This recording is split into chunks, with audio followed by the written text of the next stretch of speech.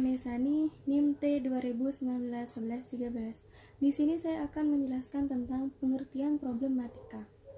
Istilah problema atau problematika berasal dari bahasa Inggris yaitu problematik yang artinya persoalan atau masalah. Sedangkan dalam bahasa Indonesia, problem berarti hal yang belum dapat dipecahkan, sulit, situasi yang dapat didefinisi sebagai suatu kesulitan yang perlu dipecahkan, diatasi, atau disesuaikan. Jadi, problema adalah berbagai persoalan-persoalan sulit yang dihadapi dalam proses pembelajaran, baik yang datang dari individu guru atau faktor eksternal, maupun dalam proses pembelajaran yang berlangsung di sekolah atau faktor internal. Dalam pengertian yang sederhana, guru adalah orang yang memberikan ilmu pengetahuan kepada anak didik guru. Guru dalam pandangan masyarakat adalah orang yang melaksanakan pendidikan di tempat-tempat tertentu, tidak mesti di lembaga yang formal, tetapi bisa juga di masjid, di surau, atau musola, di rumah, dan sebagainya. Jadi problematika guru adalah persoalan-persoalan sulit yang dihadapi dalam proses pembelajaran oleh guru yang bertugas untuk mendidik dan mengajar anak didik hingga memperoleh kedewasaan baik jasmani maupun rohani dalam pendidikan agama Islam. Sekian dari saya. Wassalamualaikum warahmatullahi wabarakatuh. Assalamualaikum warahmatullahi wabarakatuh. Perkenalkan, nama saya Fai Kotul Zanna, NIM T 2019-11-43. Saya di sini akan melanjutkan presentasi tentang problematika guru dan siswa di Indonesia. Saya di sini akan menjelaskan tentang hal-hal yang berkaitan dengan problem yang dihadapi oleh seorang guru. Yang pertama yaitu rendahnya penguasaan ilmu pengetahuan dan teknologi. Memasuki era globalisasi ini, penguasaan ilmu pengetahuan dan teknologi menyebabkan rendahnya kualitas sumber daya manusia, yaitu yang merupakan ancaman sekaligus tantangan seorang guru dalam menjaga eksistensinya di masa depan. Yang kedua adalah rendahnya kesejahteraan seorang guru. Hal ini yaitu yang berkaitan dengan gaji seorang guru. Bahwasanya gaji seorang guru tidak dapat memenuhi kebutuhan sehari-harinya, terutama kebutuhan pokok-pokoknya. Problem yang ketiga adalah masalah bahwasanya aspek psikologi menyatakan dalam kenyataannya bahwa perkembangan taraf setiap peserta didik itu adalah berbeda-beda, sehingga menuntut materi yang berbeda juga. Yang keempat adalah dalam problem ini, setiap guru tidak semua memiliki kemampuan untuk memahami keunikan yang dimiliki oleh peserta didiknya, sehingga menuntut guru untuk memiliki model pembelajaran yang efisien dan efektif, sehingga peserta didik mempunyai kenyamanan dalam proses belajar mengajar. Akhirul kalam, wassalamualaikum warahmatullahi wabarakatuh. Assalamualaikum warahmatullahi wabarakatuh. Saya Muhammad Sufi Hidayat, NIM T 2019-1111. Saya di sini akan melanjutkan penjelasan dari Bapak Faid. Pasca pemberlakuan Undang-Undang Nomor 14 Tahun 2005 tentang guru dan dosen, program Akta 4 secara bertahap dihapus, sebagaimana disebutkan dalam pasal 10 ayat 1. Untuk menjadi guru profesional tidak harus lulusan sarjana kependidikan, asal memenuhi ketentuan dan lulus pendidikan profesi. Sejak Indonesia merdeka hingga kini telah terjadi 3 kali perubahan syarat minimal calon guru. Perubahan-perubahan tersebut yaitu: pertama, periode 1945 sampai 1989, kedua, periode 1989 sampai 2005, ketiga, periode 2005 hingga sekarang. Meskipun profesi guru sudah menjadi tenaga profesional sesuai amanat Undang-Undang Guru dan Dosen, namun masih banyak problem yang ditemukan tentang mereka. Contohnya, keadaan guru yang mengajar di daerah Kabupaten Sambas, Kalimantan Barat. Selain fasilitas, sarana dan prasarana yang belum memadai, mereka kerap tidak mendapatkan tunjangan yang layak.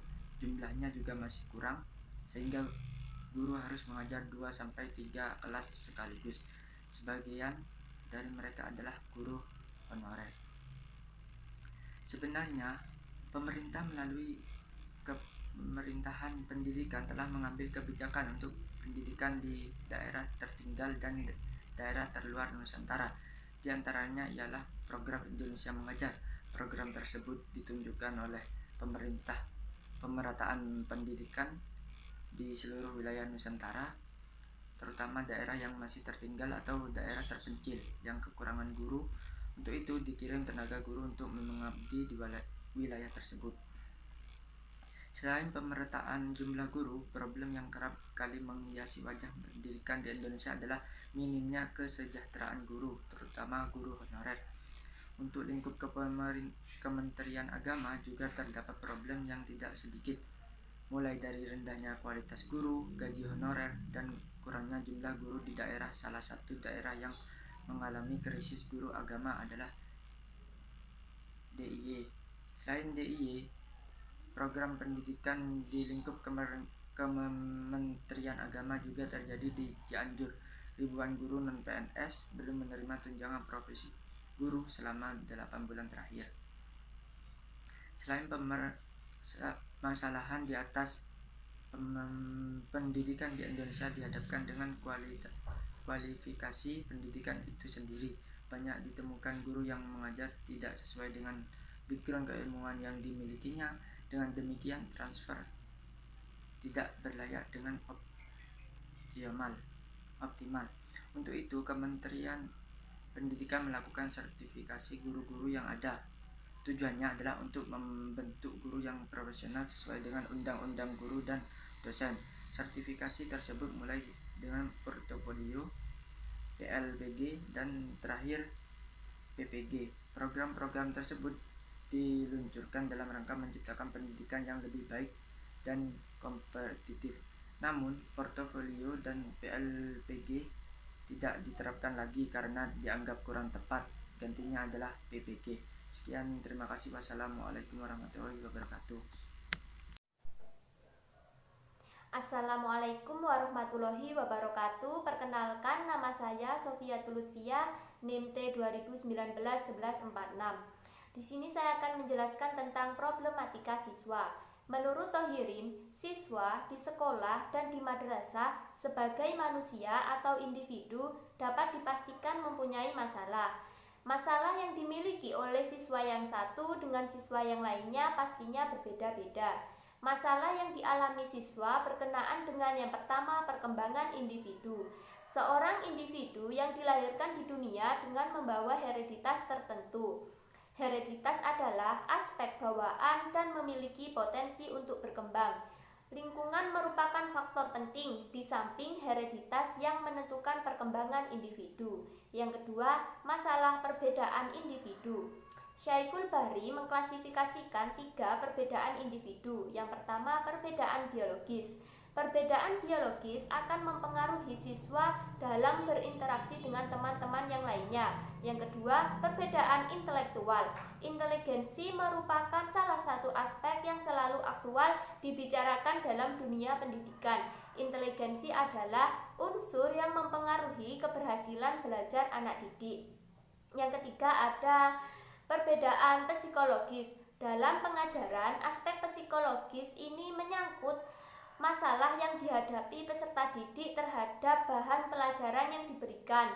Yang ketiga, masalah kebutuhan individu, seperti dalam memperoleh hal kasih sayang, harga diri, penghargaan yang sama, dan lain sebagainya. Yang keempat yaitu masalah penyesuaian diri dan kelainan tingkah laku.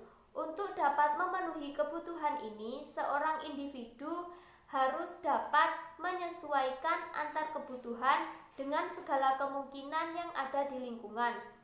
Hal ini disebut sebagai proses penyesuaian diri. Yang kelima, masalah belajar. Kegiatan belajar dapat menimbulkan berbagai masalah, baik bagi pelajar itu sendiri maupun bagi pengajar. menurut Muhammad Hamdan Bakran mengklasifikasikan masalah individu termasuk siswa sebagai berikut. Yang pertama, masalah individu terhadap Tuhannya. Yang kedua, masalah individu terhadap dirinya sendiri. Yang ketiga, masalah individu terhadap lingkungan keluarga. Yang keempat, masalah individu terhadap lingkungan kerja. Dan yang kelima, masalah individu terhadap lingkungan sosial. Mungkin itu saja yang bisa saya sampaikan. Kurang lebihnya mohon maaf. Wassalamualaikum warahmatullahi wabarakatuh.